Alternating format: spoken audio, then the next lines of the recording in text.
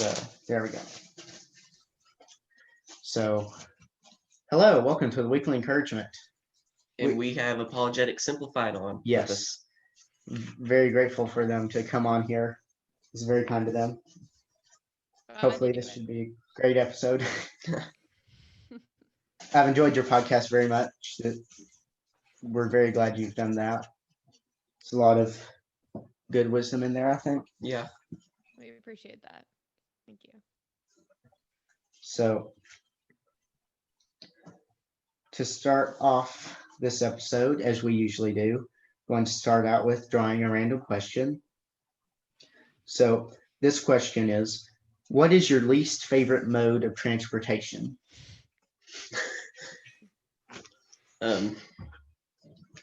These questions used to be so good, I swear. Yeah, in the past few episodes, they just kind of dwindled in quality, but they're still hilarious, what we end up trying to make out of them. So. Yeah. Well, I had a interesting experience on a free trolley in Fort Worth, where it was a free trolley.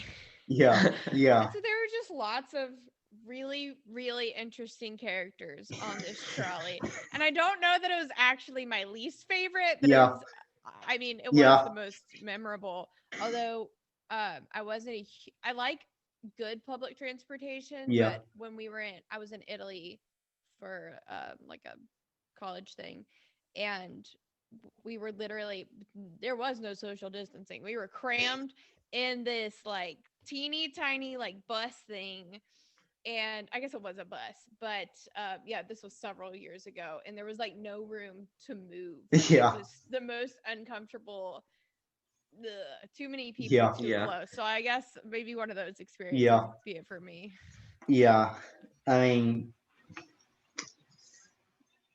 I've had some, I don't know if it's bad, just interesting car experiences. Now, I mean, I wouldn't say car is my least favorite, but just like very interesting interstate jams. It's when we were on the interstate the other day, and I think all it was that somebody was speeding and the cop pulled him over, but you have to get in the left lane if a police is on the right shoulder.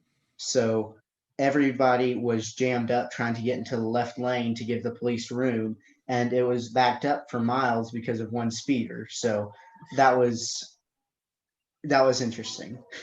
And so much of it when you're driving, when people see police lights, they always slow down. They're like, "Ooh, what's going on here?" Yeah. Oh, what's my speed? Is my speed too much? Yeah. So, yeah, we're in our church's office, so their answering machine just went off. So, funny. Yeah, that was odd. But I mean, as far as my least favorite mode of transportation, I would probably say walking, just because that's hard, especially over long distances. Sure. Yeah. But what about hoverboards? Those things are hard to stand on. I haven't been on a hoverboard. Do they still catch fire? I don't think so. Okay, I guess they fixed that slight issue. Yeah. I hope they did. My cousins used to have one, and I tried to ride it, and I ran into a wall. So. Ooh. Yeah. Ooh. Wow. It's not good. But yeah, so if you listeners want to let us know what your least favorite mode of transportation is, as usual, you can email us, therandomemail415@gmail.com, all lowercase. So we hope to hear from you guys, and we will get on with our main topic. We're glad to have Apologetics Simplified on the show this week. Yeah. You want to tell us about how your show got started, what your mission is, I guess, what your favorite part of being a podcaster is, things like that? Sure. Yeah, I can start. So my name's Leah Chapman, and I started the podcast late 2018, really got it rolling in 2019. The goal was to create a podcast that was for regular people with real questions about the Christian faith. It's morphed into something. It's definitely still apologetics, but we do also do a lot of theology. Um, I think we end up doing a lot of discipleship through it. I hope anyway. Maybe a little more discipleship focused than evangelism focused, but definitely both. And so I started doing that in 2019 on my own. And then in 2020, at the beginning of the year, before we knew what a year it would be, we started it off on another strong foot. Was Andrew joined the podcast. And so Andrew's been with us since then. And like right now we're in a world religion series. Nope, we just did a world religion series. Sorry. Now we're in a art and science series where we're talking about how God is on display in human creativity. So my favorite thing about having a podcast is getting to meet interesting people. I really enjoy that a lot. So what about you, Andrew? Yeah, with me, well, you covered a lot of how it got started. I was involved a little bit in the background early on when you're like, hey, you want to write some music for this? I'm like, sure. So I wrote the theme music. And then I think I've talked to you about this. Full disclosure, I was not a listener. I think I listened to 1 or 2 episodes. But then there was the episode that I was a guest on before moving here to Virginia after college. And I think, like Lee, you were saying you just kept getting people saying good things about that episode. And then eventually you approached me about joining, and it took me a little while to think about it. But I decided, you know what? Yeah, I want to do this. And it's been great. I think especially when we were doing the World Religion series, we did a lot of interviews there. So we got to learn a lot, interact with some really neat people. I think it just kind of opened our eyes to different beliefs and different ideas. Neat. Yeah, and again, thank you so much for coming on. We're glad to have people who actually know what we're doing. We're just trying to actually make it actually pick up our voices. So we're very grateful to have people who have the slightest idea of what they're doing on. So we all start somewhere. Yeah. But so we mentioned when we were on your podcast that we've been reading about Tactics by Greg Koukl, and one thing he talks about is that in apologetics, the goal isn't to bring people to the altar every time.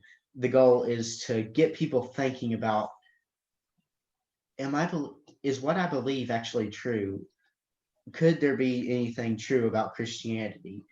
And we were wondering what your opinion might be of how to do that, what might be some best situations that you could talk to people about Christianity, how to kind of just make it seem not forced, but to make it seem natural in conversation. Yeah, I mean, one easy way to start talking about Christianity is in just casual conversations you have. People say, well, what'd you do this weekend? Oh, I went to church. And then maybe don't just stop there. Tell them about what you did at church. Like that's a really simple way to like maybe even just test the water, see how they respond, which can tell you how to proceed. Or I listen to Christian podcasts. Like I listen to this apologetics podcast. It's about how the Christian faith actually has really good evidence for it.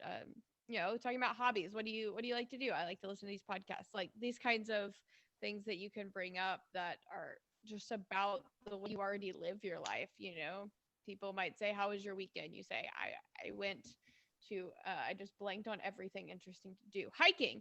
I went hiking and I listened to this apologetics podcast." Like make it just part of your normal thing where it's not something. Of course, our Christian faith is special to us, but it's just part of our routine. It's part of who we are, and so that can come out in a natural way in our conversations. I think another thing that's really important is to remember what our greatest commandment is. And that's to love the Lord your God, and then love your neighbor as yourself. And so much in the approach to apologetics, you've heard it said by a lot of people that our goal is not to win arguments, but to win souls. So remember, like, yes, a lot of times these arguments are necessary to show them this truth, but our ultimate goal is that is a means to bring them to salvation. And remember that love is our first and greatest commandment. And I think that's something that's a lot of times missed in apologetics. Oh, definitely. Yeah. Yeah. And Greg Kokel talks about in here in the book that when you're discussing Christianity, if anybody gets angry or gets defensive, I can't, easy for me to say. If anybody gets angry or defensive or anything, you lose, because nobody is going to be willing to really even seriously look at what they believe if they're angry. When you're angry, you're only thinking about, okay, how can I defend my ground? How can I show this person whatever? How can I defend myself? But when you're actually in thoughtful conversation, you can actually show people that, okay, so you believe this, but if you believe this, how could you explain to me, like, how, like, if you believe that abortion is acceptable, how can you say, like, how can you draw the line where it's not anymore? And when you get people thinking about something like that, you can actually get people to start thinking about their own views, and or maybe some inherent contradiction in their views or something like that. You can actually get them thinking about their own, what they say. Sure. Yeah. So you had something? Yeah, and going back to people getting angry.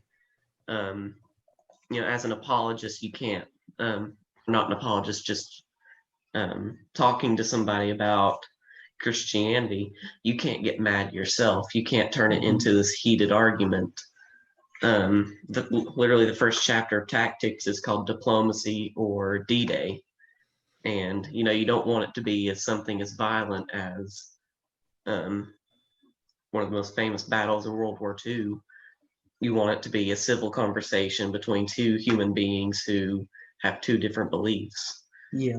And, and something that he mentions in here is to just kind of find holes in their beliefs just by talking to them, and kind of fill in those holes with questions like noticing something that they're wearing that could indicate their belief, and then asking them about it, and can actually affirming that that they are, let's say, an atheist. And then you just kind of go from there. You don't get mad, you don't raise your voice, you don't tell them they're wrong. You just ask questions, and then you don't bring the gospel into it either. You just plant the seed and let God do the growing and the reaping and sowing. And yeah, and I think especially one of the most important things he talks about is that we're not, every conversation for Christ, we're not trying to get a harvest every time. We're just trying to, like he says, we're trying to garden. We're trying to help get people thinking, maybe show them some faulty logic in their view, maybe just even get them thinking about religion at all. Atheists, agnostics, a lot of times just don't even think about religion. And if you can just get people thinking, is one of the biggest parts of apologetics. Yeah, absolutely. So yeah, so on to the next point we were trying to talk about. So a lot of things that keep some people from going into apologetics is that, okay, I don't want to get into an argument with someone. I what if they think I'm an idiot? What if they think I'm a jerk for trying to get into an argument with them? What would be some things you might say to someone who thinks that? So to someone who's afraid of coming off as a jerk. Yeah, just kind of like, okay, I don't want to make the gospel look bad in arguments. What are some ways to help with that? I mean, I take comfort personally in knowing that even if one particular interaction goes bad, it doesn't mean that your whole relationship with them is gone, or that God can no longer work in them. So it's like giving yourself some grace. But then also, I guess, doing a heart check before you go, like, okay, I'm not going to get in an argument. I'm just going to discuss. And for now, if this is my first interaction with somebody, I'm just going to ask questions. And so if I just want to have that in mind. I'm just asking questions, and I'm just trying to be their friend, and I'm going to approach this in a friendly way, not in a combative way. And you can't control how somebody's going to react to that. If they get really defensive about it and you're like, I was really gentle, I don't know what happened, you may have struck a nerve by accident. And that's not necessarily a bad thing. It doesn't mean you're a jerk. And so doing that heart check, okay, I'm approaching this in love. I'm approaching this with a good heart. I've got grace. God's the one that does the saving, all of that. I'm just trying to do my part, be a friend, listen, and try to share the gospel.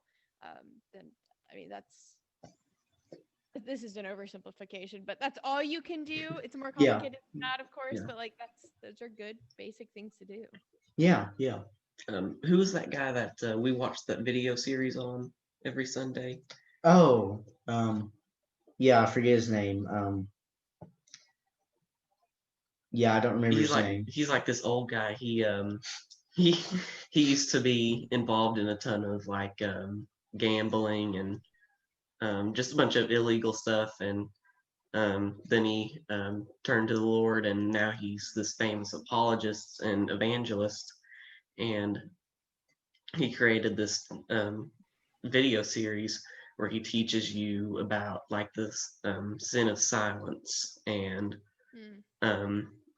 basically there's just 5 questions that you ask people to bring them to the altar, but you can do the same with apologetics. It's just asking civil questions in a civil conversation. And I like how like in your podcast you're talking about how the creativity and humans can be evidence for Christianity, and basically all the creation mandate for humans is to ask questions, is to want to learn more, and I just like how all these people are bringing in the creation mandate into actually defending the Christian faith. Yeah, and like we've been talking about, asking questions is one of the best ways to be able to talk with someone about religion, because when you ask questions, you get a few things from that. You're not stating your views to have to defend.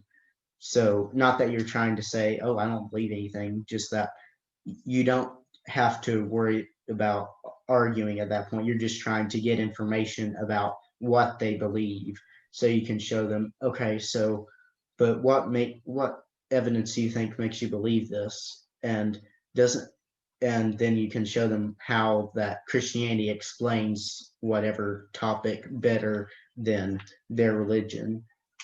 So he talks about in tactics about just, you want to ask questions, and I was just wondering if you could kind of talk about what kind of questions do you think would be best to ask. Like, you don't want to sound, I don't know, nosy. Yeah, nosy, but you want to be genuinely interested, maybe. I think a lot of this is reminding me of in our World Religion series, where guest after guest was talking about when you have these interactions with people of different faiths. First, as we've been saying, first listen, really understand what it is that they believe. And a lot of times I don't think that will come across as nosy, especially you think of like Jehovah's Witnesses, Church of Latter-day Saints. They are very bold about sharing. They're happy to talk about it. I think there's a lot that we can learn from them there. But then, I mean, it's good to know about what they believe in advance, but first talking with them and listening is a good step. Like if you meet someone who's Islamic, you don't want to go straight into, oh, you're Islamic. So how do you justify the belief that the Gospels are Right. scripture Yeah. with your belief that Jesus isn't God? Don't want to start with that. That'll burn the Yeah, bridge right definitely, there. It's so much definitely. about building relationships. Yeah. Yeah, and yeah, definitely.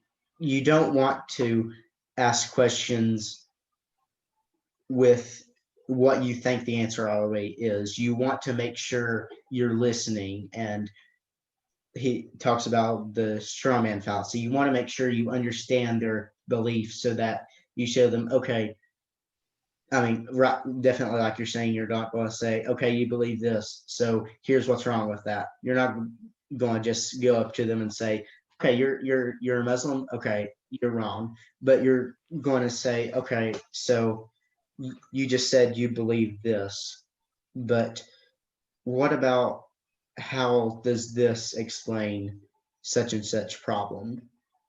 You want to be able to have genuine conversation that shows kindly and lovingly shows them how what they believe is wrong. But because if what they believe is wrong, of course that there's only one way into heaven, and we need to be able to show them that what that way is and why that's the one way. But we want to make sure that we don't just say, okay, your way is wrong, this is the right way, follow this way, or you're going to hell. But you want to show them that this is okay, here are the reasons for why this is the way. And I think that's definitely an important thing to remember. Yeah. Yeah. And C.S. Lewis also says in Mere Christianity that Christians shouldn't believe that every single other religion besides Christianity is wrong, and that they're the only right ones in the world, because that's basically thinking that you're the only good driver on the road and everybody else is just a bunch of terrible drivers who shouldn't be driving. Yeah, I think of course all religions are wrong in that they don't think Jesus is the way to heaven, but they're still going there's just because they're wrong about that doesn't mean every single thing about that is wrong. Even if nothing else, the fact that they have a religion shows the, like we talked about earlier, the that humanity was meant for being able to have a relationship with God. We weren't meant to be in a universe without God. But of course, because of the fall, no, we don't get to have the same relationship with God that we will in heaven. But Yeah, I think that propensity of like all the different religions like point to the fact I believe that there's got to be a God. I think that's another C.S. Lewis thing. Yeah. Where he's talking about desires, like I feel hunger and there's food. Like we as humanity feel a hunger for the existence of God. That can indicate that there is a God to fulfill that desire. Yeah. Yeah. Well, thank you very much for coming on the show. We're very glad to have you. If any of you guys, listeners, want to find their podcast, you can find it on pretty much wherever you get your podcast. I've enjoyed it very much. We've been listening to it. And I thank you again for coming on the show. Very glad to have you. Thanks for having us. Glad to do it.